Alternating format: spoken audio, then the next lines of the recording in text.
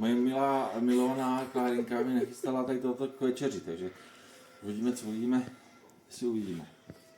Ale pro jistotu zde mám okurky, mám zde olivy, mám zde poslední žampion. Je potřeba? Já myslím, že ne. A hovno. Ale až budu mrtvej, tak si mě můžete potetovat. No, krásný, super.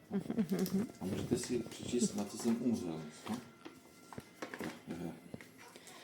A můžete si dát nálepku, nevím kam. 3. minuta je nejhorší, jo? No.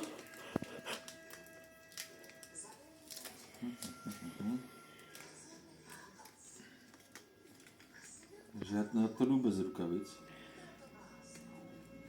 Rukavice jsou LK. Tady ta zrudnost, tady je napsané, že půlku mám sežrat, ale ono to nedopadne. Já se budu dusit, tak co budeš dělat? Tak jdeme na to? Ale tak ty máš plechovou pusu, takže ti to pálit nebude.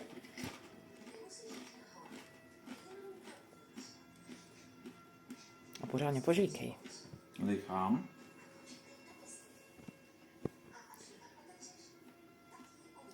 Hřeje to?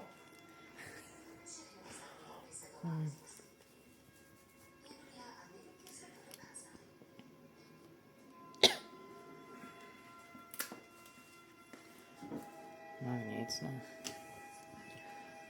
Je to na 3 minuty, tak hodně jsou v první minutě.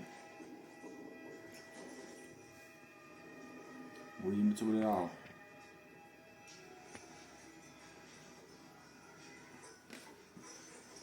A jako hřeje to.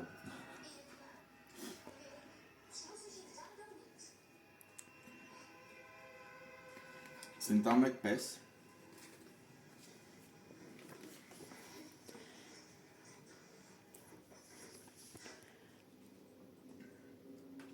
Jsem tam čím dál víc.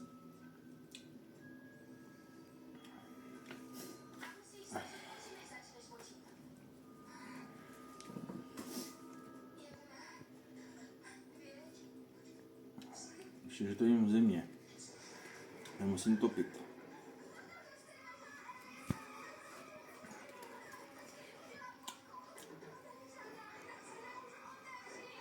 No ale... Takže jsem myslel, že bude horší. Bylo.